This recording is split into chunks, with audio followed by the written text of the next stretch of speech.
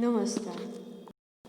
ધોરણ 6 વિષય સામાજિક વિજ્ઞાન, ચેપ્ટર 8 ભારત વર્ષની ભવ્યતા, એમાંનો ભાગ 1 આજે આપણે ભણીશું.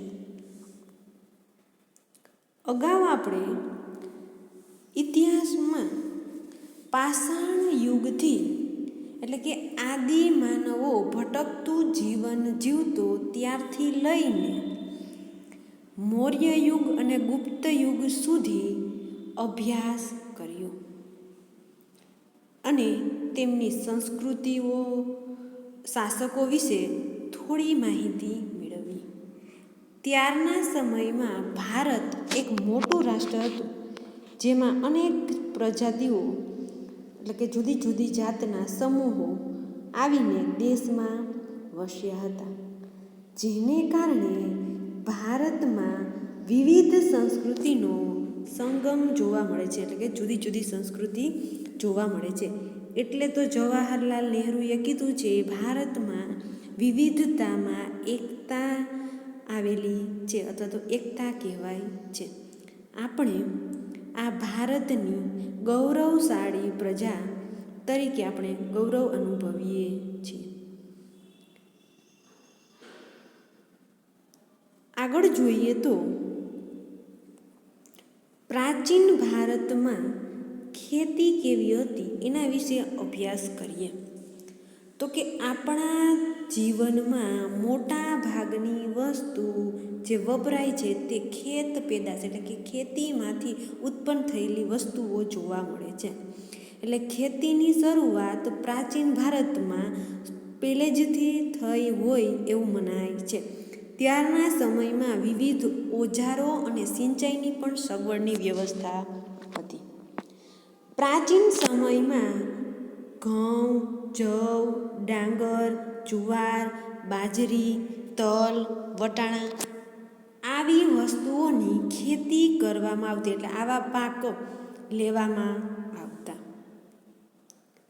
ઓજારો જોઈએ તો એટલે કે ખેતીમાં કઈ ઓજાર વાપરવામાં આવે તો શરૂઆતમાં તો ટ્રેક્ટર કે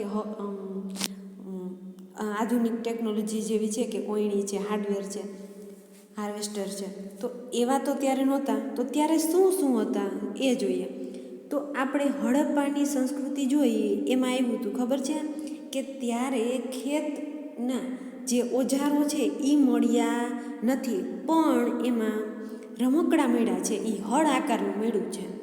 એના ઉપરથી કહી શકાય કે એ લોકો હળનો ઉપયોગ કરતા હશે.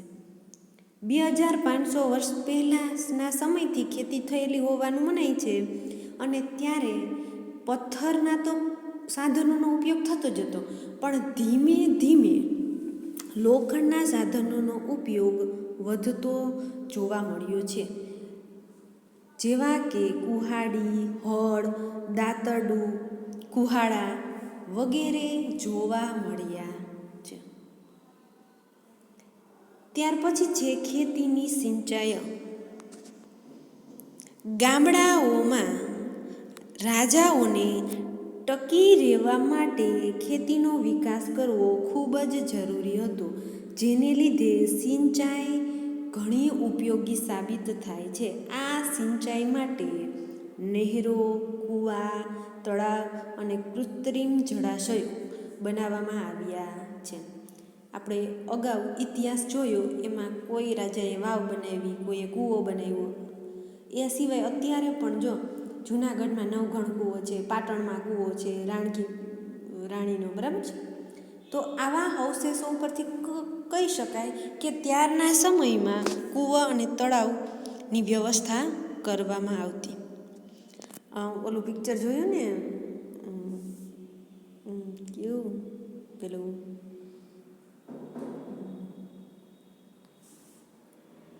જૂનું મોહેંજો-દડો, એમાં એ બતાવે છે.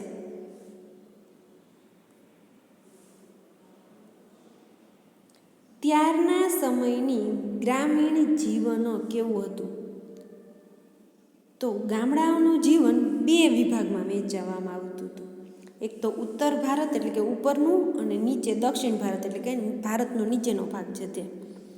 ઉત્તર ભારતમાં ગામનો વડાને ગ્રામ ભોજક કહેવામાં આવતો.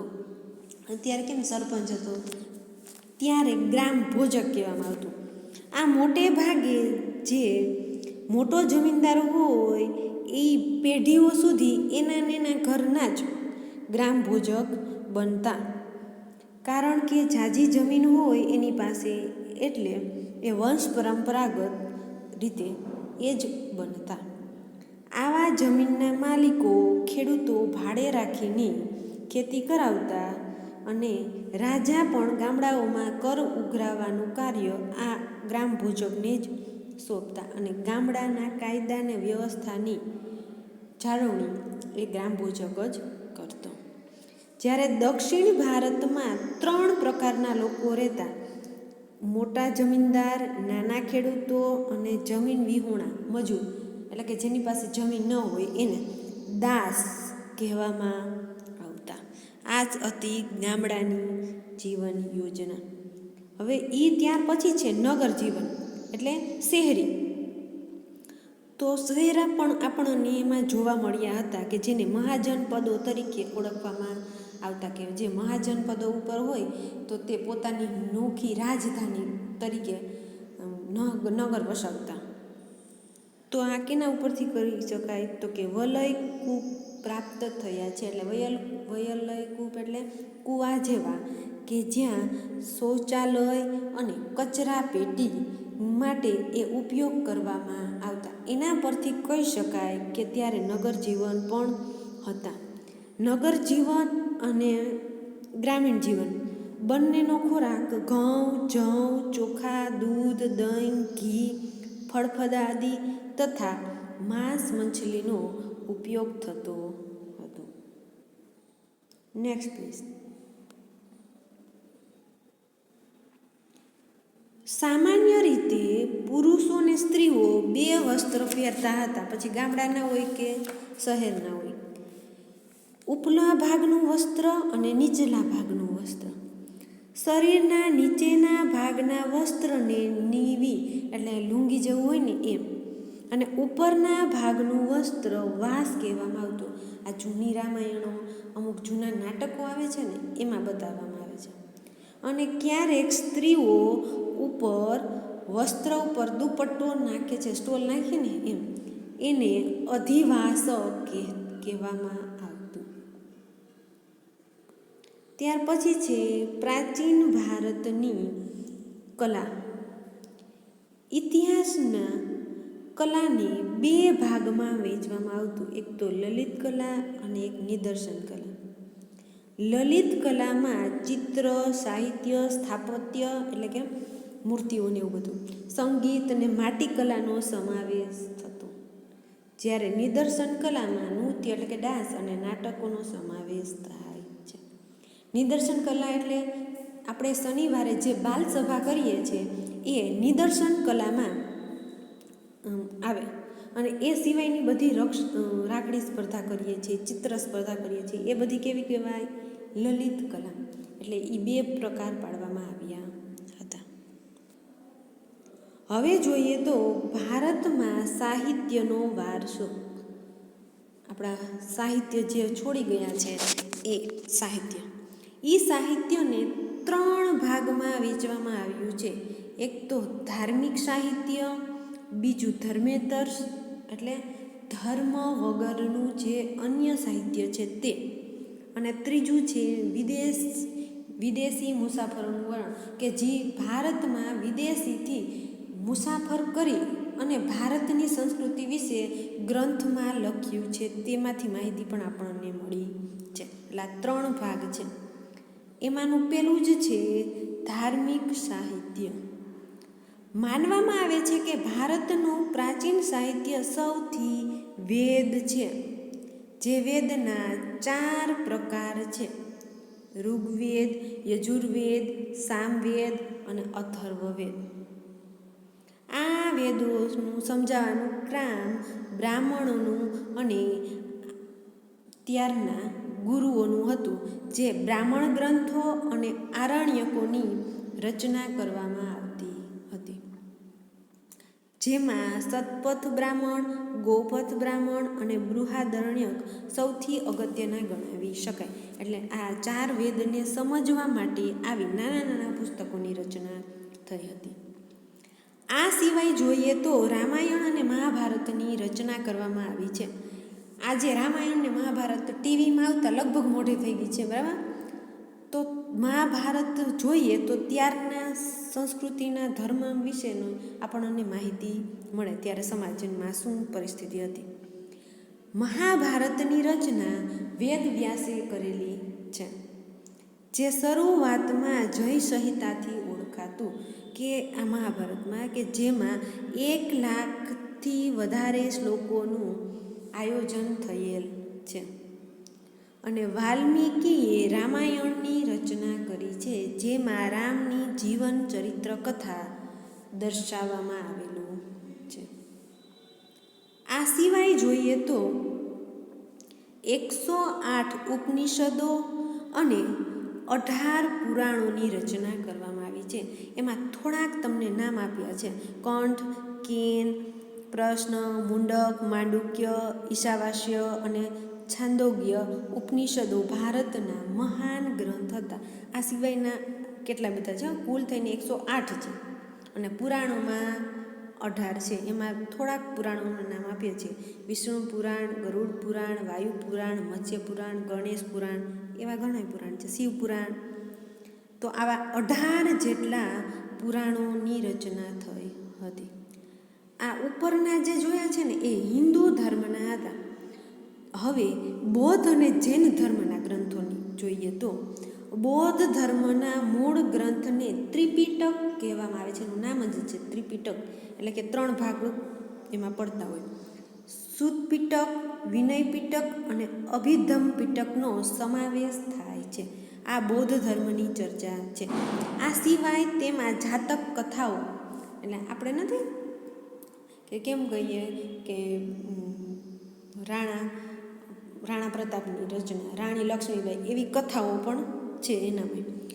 દિગ્નિકાય, અંગુત્તર નિકાય અને મજ્જિમ નિકાય અગત્યના ગ્રંથ છે. નાગસેનનું મિલિંદ પાનહો એટલે કે પ્રશ્નો અને આર્ય મંજીશ્રીનું શ્રી મૂળકલ્પ બૌદ્ધ ધર્મના અગત્યના ગ્રંથ છે. તિબ્બત ભાષામાં બૌદ્ધ ગ્રંથની કઝાર અને તંઝર 2 સંહિતા પ્રસિદ્ધ છે. જાતક કથાઓમાં દિગ્નિકાય, મજ્જિમ નિકાય પણ બૌદ્ધ ગ્રંથ છે. આ ઉપરાંત બૃહદ કથા, હરિવંશ પુરાણ અને વાસુદેવ વહિડી અને સિદ્ધ હેમ શબ્દાનુશાસન, એટલે આ આપણે આવી ગયો તો ગ્રંથ આગળ. સિદ્ધરાજ રાજાએ હેમચંદ્રાચાર્ય પાસે જે ગ્રંથ બનાવડાવ્યો છે એ બેના નામ ઉપરથી સિદ્ધ હેમ શબ્દાનુશાસન ગ્રંથ લખ્યો હતો, જે બૌદ્ધ ધર્મમાં માનતો હતો ને, એટલે બૌદ્ધ ધર્મનો ગ્રંથ થયો. દશાશ્રય અને કીર્તિકા કૌમુદી મુખ્ય છે. આ બધા બૌદ્ધ ધર્મના ગ્રંથો છે, પુસ્તકોના નામ છે. આવી જ રીતે જૈન ધર્મની વાત કરીએ તો જૈન ધર્મને આગમ ગ્રંથો કહેવામાં આવે છે. આ આગમ ગ્રંથો 12 સંખ્યા છે. એમાં 14 પર્વ અને એને 12 અંગમાં વહેંચવામાં આવ્યું છે, એટલે કે 12 ભાગ પાડવામાં આવ્યા છે. મુખ્ય ગ્રંથોમાં આગમો, આચારંગ અને વૈતાલિક, દર્શાવૈતાલિક સૂત્ર એમ અગત્યના છે. આ ધર્મને લગતા બધાય ગ્રંથો છે. હવે બીજો જ પ્રકાર જોઈએ સાહિત્યનો, તો ધર્મેન્તર સાહિત્ય, એટલે ધર્મ સિવાયની જે સાહિત્ય હતા તે, જેમાં નાટકો, કાવ્યો, વ્યાકરણ ગ્રંથો, સ્મૃતિઓ વગેરેનો સમાવેશ થાય છે. જેમાં મનુસ્મૃતિ, યાજ્ઞવલ્ક સ્મૃતિ અને નારદ સ્મૃતિનો સમાવેશ થાય છે. એ સિવાય કૌટિલ્યનું અર્થશાસ્ત્ર કાયદા ગ્રંથ છે, એટલે આ ચાણક્ય જે ચંદ્રગુપ્ત મૌર્યના સમયમાં થઈ ગયા તે, એ આપણે અર્થશાસ્ત્રના પિતા પણ ગણાય છે, કારણ કે અર્થશાસ્ત્રની શરૂઆત તેના દ્વારા કરવામાં આવી છે. તે બહુ જ બુદ્ધિશાળી માણસ હતા, એટલે તો એના નામ પરથી કૌટિલ્યનું અર્થશાસ્ત્ર પણ કહેવામાં આવ્યું છે. અને ત્યારના સમયમાં તેનું લખેલું ગ્રંથ કાયદા ગ્રંથ તરીકે ઓળખાતું.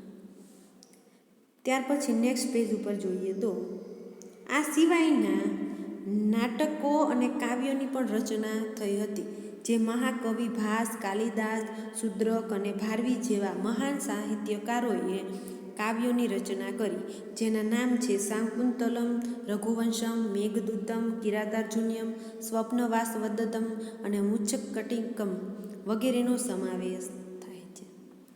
આ સિવાય દક્ષિણ ભારતમાં, એટલે કે આ ઉપરના હતા એ ઉત્તર ભારતના હતા, હવે દક્ષિણ ભારતમાં સંગમ સાહિત્ય તરીકે ઓળખાતું સાહિત્યની પણ રચના થઈ હતી. ઈસવીસન સદીના 3 વર્ષ પહેલાં જ મદુરાઈમાં 3 સંગમ, એટલે કે 1600 જેટલા લોકકવિઓની વીર કાવ્યોની રચના કરી હતી, જેમાં શિલ્પદિકારમ, મણિમેખલાયમ ખૂબ જ મહત્વના હતા. આ સિવાય જોઈએ તો સંસ્કૃત ભાષામાં સૌથી મોટું ગ્રંથ અષ્ટાધ્યાયી મહત્વનું હતું અને જે અશોકના શિલાલેખમાં, એટલે કે મૌર્ય સામ્રાજ્યમાં દર્શાવવામાં આવેલું છે, જેમાં વહીવટો અને બૌદ્ધ ધર્મના નૈતિક નિયમો, એટલે કે શું શું કરવું જોઈએ એ દર્શાવવામાં આવ્યું છે.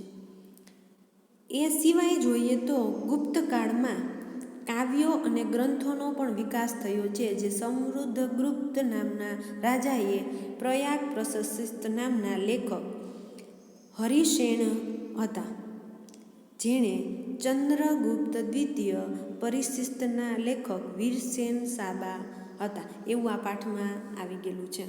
એટલે ત્યારે પણ આવા મહાન કવિઓ હતા. એ સિવાય બાણ લેખકે હર્ષચરિત્રમ, એટલે કે હર્ષવર્ધનની જીવન ચરિત્ર કથા પણ લખેલી હતી.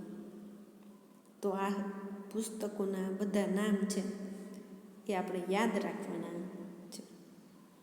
ત્યાર પછી ત્રીજું સાહિત્ય જોઈએ તો વિદેશી મુસાફરોના વર્ણનો, એટલે કે વિદેશમાંથી જે લોકો અહીંયા આવ્યા છે પ્રવાસમાં અને જેમણે ભારતનો પ્રવાસનું વર્ણન તેના પુસ્તકોમાં લખ્યું છે તેવા.